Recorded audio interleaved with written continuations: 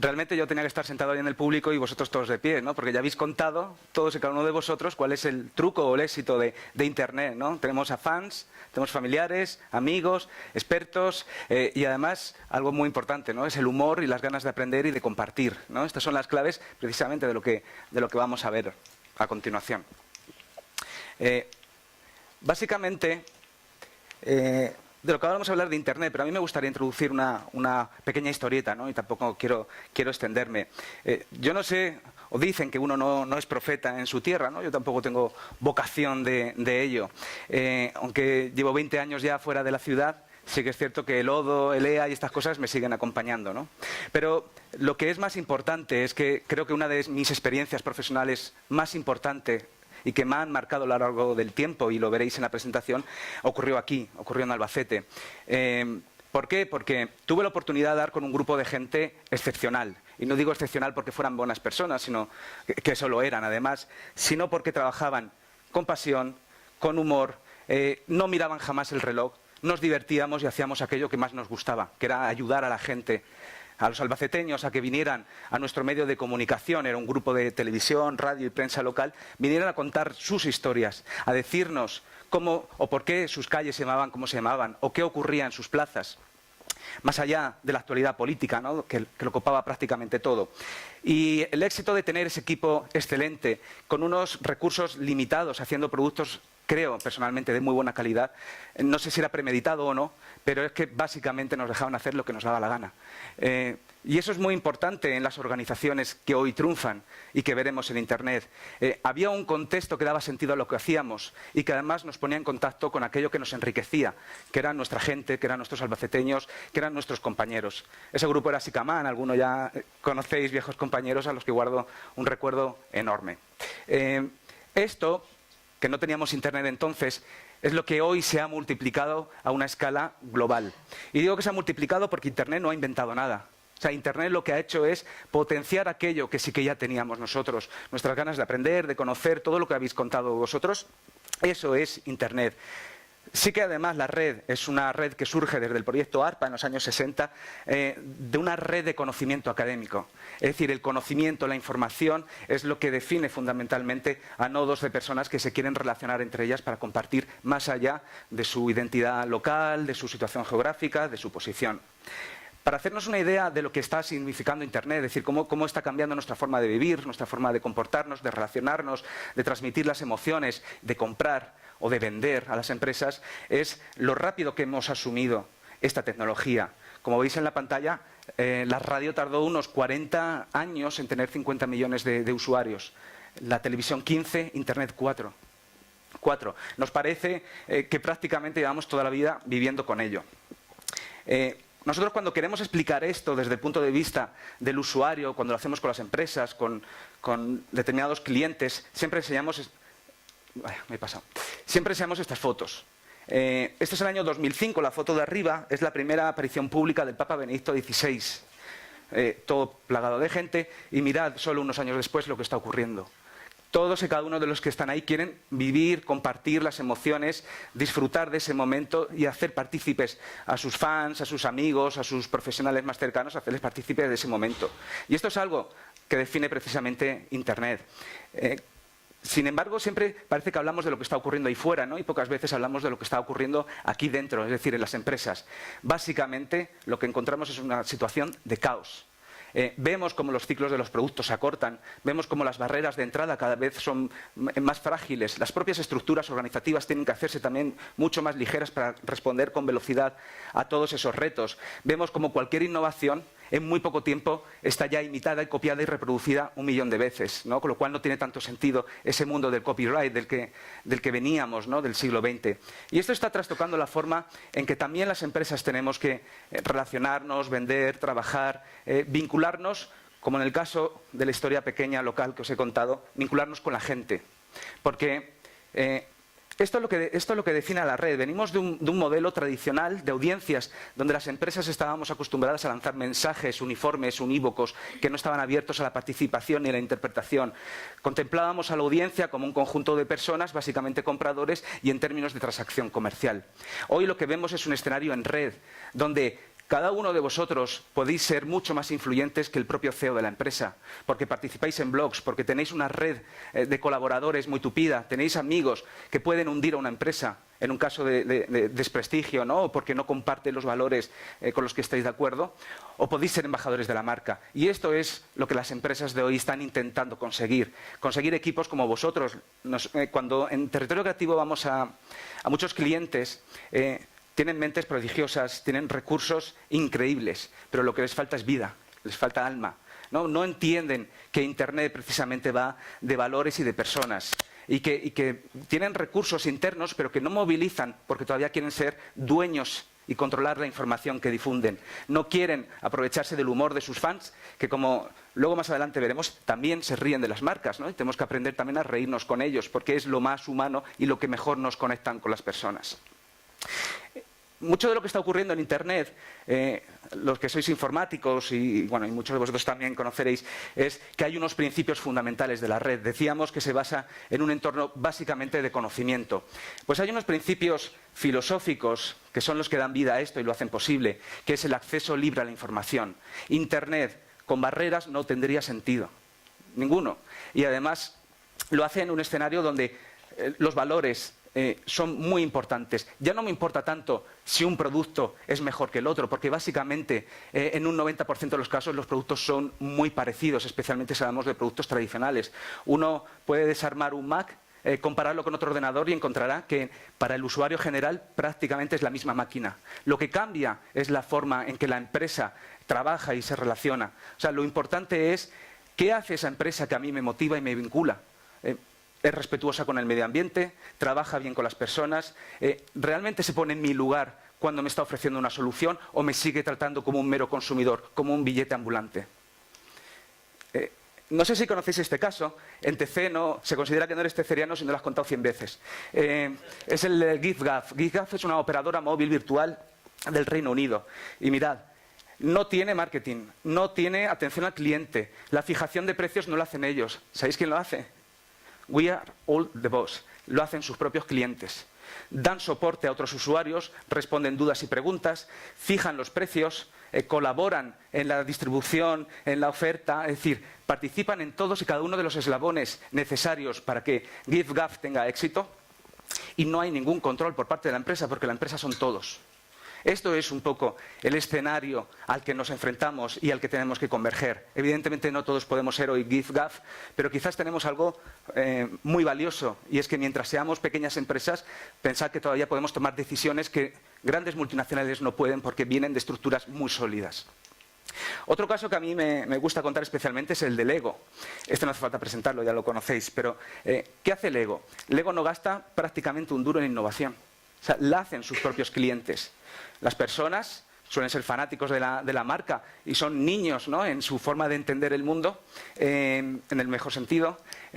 Dicen qué proyectos les gustaría que se desarrollaran, qué juguete les gustaría ver. Un fanático de la Guerra de las Galaxias pues propone una nave espacial de la película, ¿no?, o de la saga.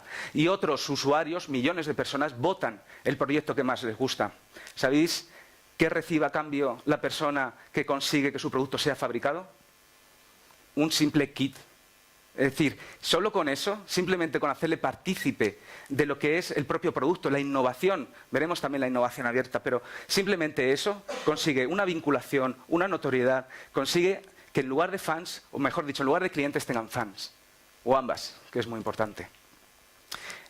Si hablamos de las empresas del siglo XXI, a mí me gusta especialmente esta frase que nos contaba hace poco Josu Ugarte, que es el presidente internacional de Mondragón, ¿no? Él decía que no es el mundo el que está en crisis, somos nosotros. Y creo que tiene mucho sentido. Están ocurriendo muchas cosas ahí fuera, pero probablemente parte de esa percepción negativa que tenemos del cambio es que no lo entendemos o no sabemos adaptarnos a él. Mirad, este es el índice Standard & Poor's 500 que mide las empresas más relevantes que cotizan en las diferentes bolsas de Estados Unidos. Como veis en la gráfica, la edad media de las empresas más relevantes en ese índice es cada vez menor. El 75% de las empresas que aparecen en este índice ahora mismo no estarán en 15 años. De hecho, su puesto lo ocuparán empresas que todavía no han nacido. O sea que, enhorabuena a todos los que todavía no han montado una empresa, porque podéis estar ahí. Si cogemos otro índice relevante, el del Fortune, que se refiere, en este caso, tiene varios, pero en este caso se refiere a las empresas más deseadas para trabajar, encontramos que un porcentaje muy alto son pymes, son pequeñas empresas. ¿Qué comparten? Aparte de nacer ya en un escenario digital, muchas de ellas, aunque vienen del mundo de la ingeniería, del mundo de la construcción, del mundo de los servicios, en definitiva, de lo que compone la economía mundial, lo que vemos es que un 20% de ellas tienen menos de 100 empleados. ¿Vale? Hay un índice mucho más casero, más cercano, que es el de expansión, ¿no? Esta es una noticia que se acaba a finales del año pasado, en diciembre, decían las 100 empresas españolas que crearán 35.000 puestos de trabajo.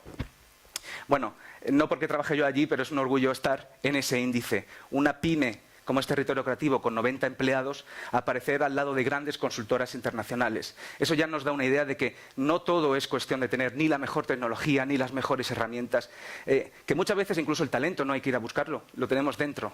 Y ahora veremos cómo podemos desarrollarlo o cómo podemos ponerlo en práctica. Mirad, lo que está ocurriendo, heredamos un modelo de trabajo, una forma de funcionar del siglo XX, más aún, de la revolución industrial. O sea, grandes fábricas, grandes plantas donde se acumulaban todas las cabezas, ¿no?, necesarias para producir en un modelo de escala de costes y donde además las tareas venían a ser repetitivas y rutinarias. Esto está cambiando. Vemos como las fábricas quedan todavía en pie, pero se van transformando. Estas son fábricas que quedaron abandonadas en San Francisco. Esto es lo que hoy hay dentro. Y lo que hay dentro son algunas de las empresas que están cambiando el mundo. Airbnb es líder en lo que llamamos la economía colaborativa, es decir, poner en contacto a personas, convertirse en servicio, en plataforma, mejor dicho, para que otros creen modelos de negocio a partir de él. Los usuarios, como tales, que pasamos de ser consumidores a ser también vendedores. O Twitter, que os voy a contar de Twitter. O, por ejemplo, el Centro de Innovación L'Atelier, del Banco Paribas, que además lo hace con Microsoft, y que reúne en un espacio de coworking, ahora que habéis mencionado el tema del coworking, reúne en espacios de coworking a empresas que incluso son competidoras entre sí, pero que en determinados momentos colaboran, comparten recursos y comparten información, son frenemies, ¿no?, que es lo que viene a decirse. Pero lo más importante de esto no es que hayamos sustituido las viejas fábricas y las personas que se almacenaban en ellas por ordenadores y oficinistas muy serios. De hecho, no sé si se ve, pero muchas de estas oficinas no están nunca llenas. De hecho, prácticamente están más tiempo vacías. Uno va a Airbnb y se sorprende porque, aparte de aquello ser un parque temático de salones y salitas super cucas, hay poca gente. Y esto es otra cosa que está pasando. Cada vez el trabajo está saliendo del entorno, está saliendo de la fábrica y está yendo a los hogares. De alguna forma esto nos recuerda casi al artesano de la Edad Media, ¿no?, que vinculaba el espacio personal con el espacio profesional. Esto tiene sus implicaciones buenas y malas, pero llevaría otra charla a contar, ¿no?, y hablar de ello. Pero sí que es una realidad que, fijaos cómo lo resuelve Automattic. Automattic no tiene oficinas. Cuando un empleado entra, le dan $2.000 para que acondicione su hogar. Les dan los mejores ordenadores porque dicen que no quieren tener reparadores ambulantes. Trabajan con soluciones de software libre, que incluso no necesariamente son las mejores, pero son libres, y han suspendido el mail. Todo lo hacen por videoconferencia. Bueno, pues Automattic es la empresa responsable de WordPress. Y WordPress es la plataforma que da servicio a prácticamente el 20% de todos los sitios web del mundo. En el año 2010, la consultora McKinsey hablaba ya de empresa conectada para explicar todo esto. Y cada año, además, se ha ido sacando encuestas realizadas a los directivos, empleados de estas empresas, sobre el grado de implantación de las nuevas tecnologías, de las herramientas sociales, de las herramientas tecnológicas. Y lo que sí viene a constatar es que esa penetración de la tecnología y de este tipo de usos ha ido creciendo y que además han ido creciendo también los beneficios. Pero hay algo que se repite en cada una de esas encuestas y que no cambia, y es que la mayoría de las empresas se sienten desorientadas porque, más allá de implantar un Twitter, un Facebook, de utilizar herramientas colaborativas, la mayoría de las veces no sabe utilizarlas, o mejor dicho, no sabe cómo organizar sus recursos para aprovechar todo el potencial de las redes sociales, porque muchas vienen de ese enfoque del siglo XX en términos de producción, y no tanto en las personas. Aquí es donde tiene relevancia precisamente los valores, ¿no? Si tenemos que explicar cómo se encuentran las empresas de hoy, es una situación de caos. Caos, ¿por qué? Porque la velocidad a la que van las innovaciones, como hemos contado, obliga a tener estructuras muy flexibles. De hecho, como veremos también en algunos casos más adelante, obliga a no tener estructuras, a ser muy flexibles, a tener que responder con creatividad y originalidad allí donde antes había una metodología, donde había un equipo de expertos que hoy no tiene sentido. ¿Por qué? Porque se quedan obsoletas. En muy poco tiempo se quedan obsoletas. No tienen estatutos, no tienen normas que regulen la producción o los servicios, sino que todo nace de la improvisación. Una improvisación controlada. ¿Por qué? Porque se dotan de gente de alto rendimiento, que también veremos a continuación, pero que es la que está innovando y está creando desde un punto de vista disruptivo, en un entorno además jerárquicamente horizontal. Normalmente cuando hablamos de cultura en las empresas siempre hacíamos referencia a la historia, los socios, nuestros clientes, nuestro catálogo de productos. Eso hoy no tiene tanta relevancia. No tiene tanta relevancia, porque la cultura ya no se define así. De hecho, como en esta encuesta del año 2008 de esta consultora, el 20% de los empleados de Estados Unidos decía no sentirse comprometido con su empresa. ¿Sabéis lo que significa esto en términos de eficiencia, de productividad? En pérdida de oportunidades para crecer, desarrollar y obtener soluciones disruptivas. A nosotros nos gusta mucho citar el caso de Netflix, imagino que lo conocéis y si no lo cuento. Netflix empezó distribuyendo películas por correo postal y hace muy poquito. De hecho, yo tengo amigos en Estados Unidos que cuando me contaban esto decían, bueno, pues esto es prehistórico. Bueno, pues hoy Netflix tiene 50 millones de suscriptores y lanza en Premiere series que están triunfando en todo el mundo, como es Casa de Naipes, que además es un gran ejemplo de la utilización del Big Data al mundo del desarrollo de contenidos. Y utilizamos el caso de Netflix para hablar de sus valores. Ellos no tienen estatutos, digamos, de funcionamiento interno, ¿no? Lo que tienen son catálogo de valores. Y lo primero que dicen es que nuestros valores son el mejor valor. Aparte de dar autonomía, libertad y responsabilidad a sus empleados, porque saben que es la forma disruptiva de solucionar las cosas en un entorno tan rápido y tan cambiante, que además se parece mucho a lo que ocurre fuera, a lo que como usuarios hacemos. No actuamos de una forma tan lineal, ¿no? Ni tan geométrica como antes nos querían ver las empresas que vendíamos y poníamos productos en el mercado. Y esto se dio cuenta un señor indio, cuyo nombre siempre olvido, que es Viren Nair, pero sí que el caso lo tenemos muy... para nosotros es uno de los casos ejemplares, ¿no? El de HCL. HCL es la cuarta empresa de software de la India. Esta persona se encontró, cuando se hizo presidente de la compañía, se encontró con un problema de pérdidas de ventas, un mercado en retirada, estaba perdiendo interés aquello que precisamente estaban trabajando. Sería en torno al año 2005. ¿Y qué hizo? Quitó todos los privilegios a sus directivos y publicó sus sueldos. ¿Para qué? Para que tuvieran que responder ante el conjunto de la empresa de su rendimiento. Y luego hizo otra cosa muy importante, que tiene que ver con la transparencia. Comunicó el problema a sus empleados, les dijo con sinceridad qué es lo que estaba pasando y les pidió otra cosa muy importante, que es ayuda. La gente de esta empresa dedicó noches, días de su tiempo libre a intentar buscar soluciones a la empresa. Varios años después, triplicó beneficios, crecía un 20% de margen anual en sus ventas anualmente. Es decir, hizo algo que muy pocos se atreven, ¿no? Que es a dejar que otros te ayuden, empezando por aquellos que mejor conocen tu producto, que son tanto tus clientes como tus empleados. Tan importante como tener esa vocación o tener esa casi sangre fría, ¿no? Para tomar esas decisiones y dejar a toda la directiva fuera, es tener un propósito. Siempre nos centramos en lo que hacemos. Siempre hablamos de nuestro producto es así, nuestro producto es asá. Yo recuerdo en otras empresas que cuando venían las visitas ilustres, nuestros directivos les enseñaban los grandes ordenadores que tenían. Ordenadores que por cierto hoy están obsoletos. Y no les enseñaban a la gente que tenían sentada en esas sillas.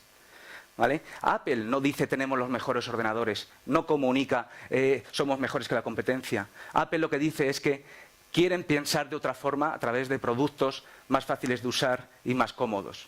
Es una forma que viene a decir no nos centremos en el qué, sino centrémonos en el por qué. ¿Por qué queremos que nuestros clientes existamos? O sea, ¿por qué somos necesarios o por qué somos importantes? Esto también se aplica a las personas, ¿no? Cuando muchas veces nos presentamos, somos hoy licenciado, máster, bla, bla, bla. Hoy uno va al carnicero y no te dice soy licenciado en carnicería, te dice soy el hijo de la Pepi. Bueno, pues eso tiene mucha más relevancia porque nos da cercanía y nos da confianza en un mundo donde lo que hay es superávit de información y de productos. Para crear todo eso es necesario el contexto. Aquí he enumerado varias de las cosas necesarias, pero por mi experiencia particular en TC y por pues el trabajo con nuestras empresas y clientes, para mí lo más importante es lo que ya hemos dicho: transparencia, horizontalidad, acabar con la jerarquía. Y esto no es un tema de perroflautas, ¿no? Es que lo están haciendo las grandes empresas que están transformando el mundo. Google lo está haciendo, lo están haciendo todas. Dejar que la empresa sea mucho más democrática internamente, ser transparentes, fomentar la participación, apoyarte en equipos responsables y, sobre todo, qué competencia estamos pidiendo hoy a las personas. Hoy no les estamos pidiendo conocimientos, experiencia, todo ese background. Suena muy mal decirlo, pero en muchos casos ya no vale. De hecho, uno va a una universidad, especialmente en las carreras técnicas, y cuando termina, los conocimientos, o muchos de los conocimientos que he impartido, ya han caducado. Lo que es muy importante en este entorno digital, en este tipo de empresas que tienen que dar respuesta rápida a los problemas que se plantean, es básicamente el comportamiento, la motivación. Se buscan personas motivadas, personas con pasión y personas que además sean capaces de compartir con generosidad la información, que no hagan nichos, no hagan silos con esa información, porque cuando no hay estructuras, no hay metodología, la única forma de que el conocimiento circule es entre personas. Muchas veces es el cara a cara o es un chat, ¿no? Nosotros siempre nos gusta decir que no contratamos, yo no especialmente, pero yo no contrato, quiero decir, pero no contratamos a expertos sino a buenas personas. Porque uno puede ser experto con trabajo, con estudio, con dedicación. Ser buena persona es mucho más complicado. Esto lo entendieron empresas como Morningstar, que se dedica a la transformación de tomates en California, es una de las principales empresas de transformación de tomates, como Whole Foods, que se dedica a la alimentación, o Semco. Semco es una de las principales corporaciones industriales de Brasil. Y a nosotros nos gusta mucho, nos gustan todos estos casos, ¿no? Pero el de Semco es espectacular. Semco lo hereda, es una empresa fundada en el año 1952, lo hereda Ricardo Semler, que además ha escrito un libro contando su historia. Ricardo Semler, cuando le da la empresa, tiene muchísimos problemas de salud. Tiene infartos, tiene depresión. ¿Cuál es la forma en la que él al final resuelve todos los problemas que tenía la empresa? Igual que en el caso de las otras dos empresas. Acaba con los horarios, deja que los empleados fijen sus salarios, dejan que los empleados libremente decidan en qué invertir los presupuestos, acaba con toda la cúpula directiva, no tienen directivos, todos son, de hecho, la terminología que utilizan a veces es graciosa, ¿no? Son colegas, amigos, por no llamarse empleados. Y lo que es muy importante, efectivamente cada uno elige su horario, elige su sueldo, pero firma una carta de compromiso ante el resto de la comunidad. Y eso los convierte en líderes. Algo que veremos también es que en estas empresas no hay un líder, todos son líderes. Cada uno de alguna forma o de una manera distinta, pero todos son líderes. Y son responsables porque precisamente no hay mayor responsabilidad que tener que gobernar la empresa. Cuando uno está situado en los asientos, ¿no? Y ve cómo otros toman las decisiones, hasta a veces se siente libre de criticar porque no se hacen las cosas que está viendo. Pero cuando te dejan a ti el poder, amigo, es mucho más complicado. Y eso es lo que hace que esta gente funcione. Y en el caso de Semco es también espectacular. Crecimientos del 20% anual. Ha multiplicado por 50 en 20 años sus beneficios. Es decir, esto funciona. Otro caso que nos gusta mucho es el de Valve. Valve es una empresa de videojuegos norteamericana y este es el manual del empleado, ¿no? El Welcome Pack, que se suele decir, que está libre y descargable en PDF en Internet. La lección principal que da Valve es que cuando las personas entran no tienen funciones. De hecho, dice, tu primera tarea es encontrar tu tarea. Deja que sean los propios empleados los que busquen en qué son buenos, en qué pueden apoyarse. Es muy importante, además, generar alianzas de aprendizaje y de compartir conocimiento. Esto no es fácil, también lo veremos al final y no voy a ir voy a ir más rápido. Pero es muy importante porque también es una causa de problemas. No todo el mundo está preparado para asumir esa responsabilidad, ¿no? A veces seguir el camino que tan marcado es más cómodo, aunque pueda ser menos gratificante. Bueno, pues en el caso de Valve es muy interesante porque habla precisamente de esos equipos de rendimiento. ¿Y qué los hace de alto rendimiento? Aparte del contexto, que son personas generosas, honestas, transparentes, como la empresa que ellos defienden, y además tienen una forma de resolver las cuestiones en equipo, son pequeños equipos de autogestión, donde tienen que tomar decisiones de forma muy rápida y también es muy importante equivocarse, ¿no? Es verdad que siempre se dice, sí, equivocarte, pero pero que esto me cuesta dinero. Bueno, pues rompe un poco con eso y deja que los equipos se equivoquen. Lo que funciona se escala y se amplía, lo que no funciona se desecha. Otra de las cosas importantes para tener estos equipos de alto rendimiento es rodearse, como hemos visto, de las mejores personas. De hecho, es mejor primero tener a las personas adecuadas y luego que ellas decidan o que tú decidas a qué se dedican. ¿Qué hace Zappos? Zappos es una empresa que vende por internet zapatos y ropa.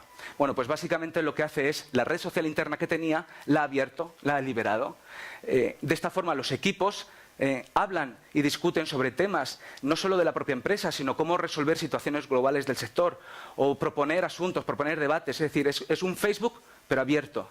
¿Y qué ocurre? No recurren a headhunters, no recurren a empresas de contratación. Son los equipos los que tienen la capacidad para contratar directamente a esos fans, a esos seguidores, a esos expertos que interaccionan diariamente con ellos y que sean contratados o no sean contratados, serán fans y serán clientes. Pero abre también los procesos de contratación a través de esa discusión y de esa conversación, porque como dice el manifiesto Clue Train que vimos al principio, los mercados son relaciones. Y es ahí, en ese entorno, donde podemos descubrir si las motivaciones, si la pasión, si la gente es honesta y, sobre todo, si conoce también a qué tipo de empresa se enfrenta. Hemos visto cómo el comportamiento y cómo ese contexto es lo que genera la excelencia. Pero esto cuesta mucho. Se han hecho muchos estudios, bueno, hay un estudio, a mí me gusta citar un estudio que se hizo en Estados Unidos con ingenieros, y que venía a decir que cuando las tareas son poco complejas, el incentivo material funciona. Cuando no hay un apoyo cognitivo muy importante. Pero que cuando las tareas son mucho más complejas y sí que requieren una mayor reflexión o requieren un mayor pensamiento, los incentivos prácticos, materiales, no funcionan. Funcionan los emocionales. Funcionan básicamente lo que hemos visto, la autonomía, funciona la transparencia, funciona el concepto reto, tener un reto que superar, el aprendizaje, y funciona también el propósito de la empresa. Este estudio se hizo en Estados Unidos, pero se hizo también en los lugares más pobres de la India, y funcionaba. Y quien lo patrocinaba era la Reserva Federal de los Estados Unidos. Otro de los casos muy interesantes es el de Atlassian, ¿no? Atlassian, ¿qué es lo que hace para generar innovación dentro de la empresa con sus clientes, con sus fans? Les dedica o les permite a cada uno de los empleados tener 24 horas, o lo que es mejor dicho, tener un día al mes para pensar libremente. Pensar fundamentalmente en cómo mejorar el clima interno, cómo mejorar ellos como profesionales y cómo mejorar la empresa. Y luego lo que hacen es que todas las ideas las presentan en un entorno lúdico, en una fiesta, se disfrazan, o sea, hacen cosas súper locas, y de ahí salen las ideas que les permiten desarrollar innovaciones. Es una empresa australiana dedicada al software. Esa actitud de compartir es la que ha permitido, y de ahí el aprendizaje que extraemos de las redes sociales, que existan cosas como Linux o que existan cosas como Apache, que están dando servicio a millones de personas y de empresas. O Wikipedia. Wikipedia, como lo veis ahí, y lo recordaba Clay Shirky en un concepto, en un libro sobre excedente cognitivo. Lo que venía a decir es que Wikipedia, que ya ha superado a la Enciclopedia Británica en fiabilidad y en actualización, se generó en el 1% del tiempo que los americanos dedican a ver la televisión. En el fondo, todos y cada uno de nosotros tenemos un potencial brutal, simplemente tenemos que conectarlo. Y otra cosa súper importante es que haya líderes. Pero no se trata de líderes en el sentido del carisma, ¿no? No es que la empresa decida, tú eres líder, o que le ponga una jerarquía, ¿no? Y que todos le deban obediencia ciega. Los líderes de estas empresas, los líderes de hoy, son líderes naturales. Prácticamente son invisibles, pero la comunidad los elige. No es la jerarquía la que elija el líder, sino la comunidad. Y básicamente son líderes, porque son los más generosos, son los más ejemplarizantes, son aquellos que están trabajando, y esto es muy importante, no para ser ellos líderes, sino para que los líderes sean todos los que vienen detrás. Es decir, apoyan y empoderan al resto de la empresa. Sin este tipo de personas no existe motivación, no existe trabajo en equipo, no existe esa pasión que fomenta y ayuda a que las empresas sean mejores. Pero como decíamos, esto tiene sus complicaciones, ¿no? No solo las empresas son muchas veces reticentes al cambio, también lo somos las personas, porque partimos de una formación, partimos de una experiencia, partimos de un entorno y de unas expectativas que no necesariamente tienen que ver con esta visión. Y eso genera mucha frustración, ¿no? En La sociedad del cansancio, un libro de un filósofo coreano, afincado en Alemania, lo que venía a decir es que ese yes we can, ese positivismo en el que vivimos, también está suponiendo un problema para la gente que tiene que enfrentarse a su propia toma de decisiones. Cuando había normas es fácil quejarse, cuando te dan libertad, amigo, tienes que estar a la altura, ¿no? Y eso, ¿cómo lo están solucionando las empresas? Porque está ocurriendo, ¿no? En el caso de Decurion, Decurion se dedica a espectáculos, tiene recintos en Los Ángeles. Lo que hace son terapias de grupo, ¿no? Donde el propio empleado o el propio directivo, porque en este caso sí tienen directivos, expone sus debilidades. Se resuelven los conflictos de forma colectiva. Es una especie de alcohólicos anónimos, que en algún caso puede ser muy agresivo, bueno, también son americanos, pero sí que ayuda mucho a entender, y esto es muy importante, en este siglo XXI las emociones son muy importantes. La mayoría de las decisiones no surgen de los Exceles o de los PowerPoint, surgen de complejos, de miedos y de frustraciones. Y resolver esas situaciones es a lo que estas empresas están poniendo mucho empeño, ¿no? Porque se encuentran que para tener altos equipos de rendimiento necesitan también superar todos esos miedos. O es el caso también de Bridgewater. Bridgewater se dedica a las finanzas, es decir, no es una empresa tampoco de jajao, jajao. ¿Qué hacen ellos? Hacen discusiones y conversaciones de pecera, ¿no? En la que enfrentan a pares donde una persona le dice a su jefe lo que piensa de ella y tiene público observando. Al final lo que hacen es trabajar en técnicas de hablar en público, de oratoria, de humor. ¿Para qué? Para liberar el miedo y que el conocimiento y la información sea realmente sincera y honesta, ¿no? No tengamos súbditos en lugar de empleados de alta capacidad. Y este que veis aquí no es un señor que vino del Tíbet a hablar de budismo y estas cosas. Era un ingeniero de Google que un buen día decide, ¿y por qué no hacemos meditación en la empresa? Google no solo no le puso ningún obstáculo, sino que le liberó de todas sus tareas diciéndole, esta hora es tu tarea. Eso sí, con unos tiempos de ejecución. Poca gente que está en Google, allí en California, no ha pasado por sus sesiones de meditación o de mindfulness, ¿no? aplicado a la empresa. Pero es que como él hay mucha gente dentro de Google que de forma espontánea propone talleres, propone actuaciones, propone todo tipo de acciones que surgen de la propia comunidad y que enriquecen al conjunto de la comunidad. Como decían en Huffington Post, un empleado feliz es mucho más productivo. Yo me quedo con que es mucho más feliz, ¿no? Y eso ya es bastante productividad. Y ahora os cuento algo muy breve de TC para no extendernos. Nosotros intentamos hacer todo esto. Evidentemente tenemos muchas fallas, muchos errores, vamos aprendiendo, tenemos nuestras equivocaciones. Hacemos algo como es la caña, ¿no? Todos los viernes hacemos un desayuno donde traemos a expertos y ponentes lo más radicalmente distintos a lo que nosotros hacemos. Viene gente a hablar de cartografía, vienen a hablar de juguetes, vienen a hablarnos de todo aquello que aparentemente no tiene que ver con el negocio, pero sí que tiene que ver con las personas. Organizamos también, o mejor dicho, publicamos también un blog, que es lo que en el año 2009 catapulta a la empresa. Yo cuando entré, pues más o menos por esa fecha éramos 6 personas en TC. Hoy somos 90. No hemos creado 32.000 puestos de trabajo, que decía Expansión, pero bueno, este año sí se han creado unos 20, ¿no? ¿Y qué hacemos aquí? Liberar innovación, decir lo que hacemos y por qué lo hacemos. Porque sabemos, como hablábamos antes, que es que la competencia lo va a decir a los 2 días, o cualquier usuario. Hoy eres escritor y sabes que a los 2 días tu libro está libre y está publicado en Internet. Por eso lo importante, esto es un caso que a mí me gusta especialmente, ¿no? El de los concesionarios, ¿no? Uno antes iba a un concesionario 4 veces, de media, para asesorarse sobre un producto. Hoy, cuando llega al concesionario, ya tiene la decisión tomada y sabe más que el vendedor del propio coche que está comprando. Por eso decimos que la innovación está ahí fuera. El presidente de Procter & Gamble decía, y esta frase es una de mis preferidas, que ni el mejor departamento creativo ni el mejor equipo de innovación puede competir con millones de inteligencias conectadas en red. Y eso es lo que las empresas tenemos que entender y aprovechar.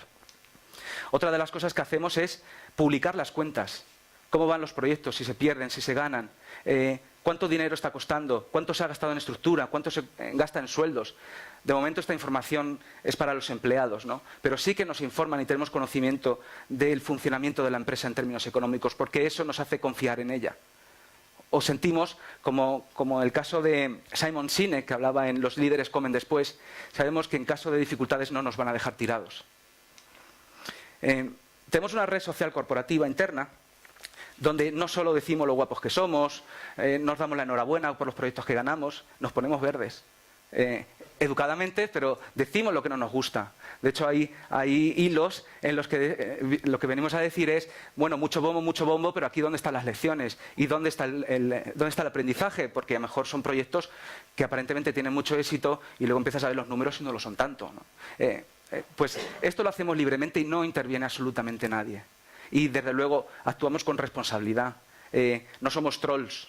Porque incluso en las redes sociales sabemos, y vosotros como usuarios o como empresa lo sabréis, las mentiras y la gente molesta dura muy poco en la red, la propia comunidad los pulsa. Tenemos reuniones, bueno, aquí nos veis comiendo, pero hacemos más que comer. Tenemos reuniones donde los más veteranos, intercambiados con los más juniors, hablamos de qué nos gustaría mejorar dentro de la empresa. Lo hacemos con los socios fundadores. Lo hacemos con las diferentes escalas de la organización. Y ahora hemos implantado una herramienta de innovación interna. Es una empresa, es una startup que está en California, pero es española. Donde lo que hacemos es proponer ideas para desarrollar cosas que mejoran el procomún o mejoran nuestros servicios. Bueno, solo lleva 1 mes y medio y de momento hemos conseguido aprobar una consola, una Wii, que ya la estamos disfrutando después de comer, ¿no? Pero para nosotros es muy importante. Y eso sí, de momento, todo lo que hacemos es por financiación colectiva, interna. De hecho, los propios desarrolladores de la herramienta Nextinit trabajan con Vodafone, trabajan con BBVA y están flipados, porque nosotros les pedimos cosas y dicen, pero es que, ¿en qué empresa son los empleados los que financian las cosas que mejoran la empresa? Bueno, pues nosotros hacemos un poco eso. Y luego, bueno, pues como os decía, intentamos que las personas que entren sean buenas personas. Yo no sé si mis compañeros son las mejores personas del mundo, pero sé que en ese contexto en el que trabajan sí que se comportan y sí que están obligadas a serla. Porque es un factor diferencial y competitivo. Probablemente en otras empresas serían los más tiburones o serían los menos generosos, pero aquí no. Cuando alguien entra, como os contaba, esta idea, esta sensación de estar perdido, de estar con esta panda de frikis, ¿no? Que por cierto, os habéis presentado cada uno de vosotros. Yo no sé la mayoría de mis compañeros a qué se dedican en el sentido de qué formación vienen. Sé que algunos vienen de teatro, otros son de periodismo, otros son de ADE, otros son de matemáticas, es decir, no tiene importancia, ¿no? Como decía, es lo que tú quieres ser hoy o lo que aportas para mañana. Y tenemos ese mentor, ¿no? Que lo que intenta es ayudar a la integración de ese nuevo candidato que ha entrado a la empresa. Hacemos evaluaciones 360 y no solo nos evaluamos entre nosotros, evaluamos a los directivos. Hay unos cuantos, pocos, pero los hay. Y los evaluamos y los votamos. Y hay una pregunta clave y es, ¿te gustaría trabajar en otro proyecto con esta persona? Y es sí o no. No es el primer directivo que se ha ido porque sus votaciones han sido negativas. Tenemos praderas abiertas, es muy importante, el espacio físico. Esto cuando vas a Silicon Valley lo ves, es brutal, ¿no? Todos son espacios abiertos. Evidentemente una pyme no se puede permitir tener esas naves industriales, pero el concepto es que aquí no hay secretos, no hay misterios y todo forma parte de un continuo.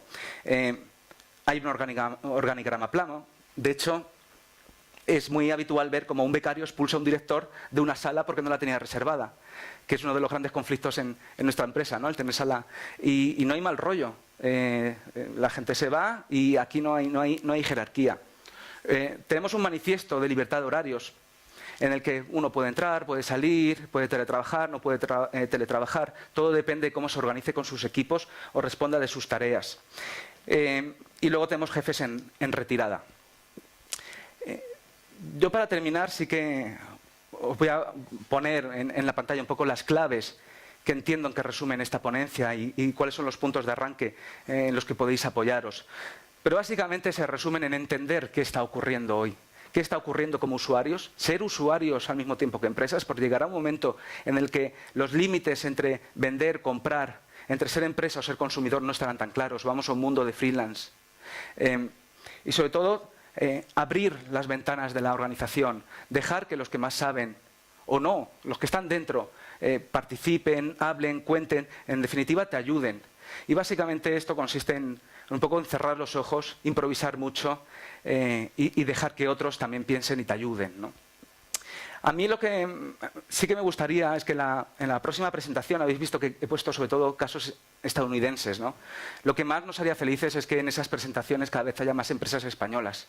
Y bueno, si son Albacete ya, ¿qué voy a decir? ¿Por qué? Porque, como dice Fernando Polo, que es el socio fundador o el segundo socio fundador de Territorio Creativo, si aprendemos de Internet, de los valores, de ese contexto, el futuro es que todo sea un liderazgo compartido. Y aquí vosotros sois líderes de esta comunidad y yo estoy seguro que además vais a tener mucho éxito. Muchas gracias.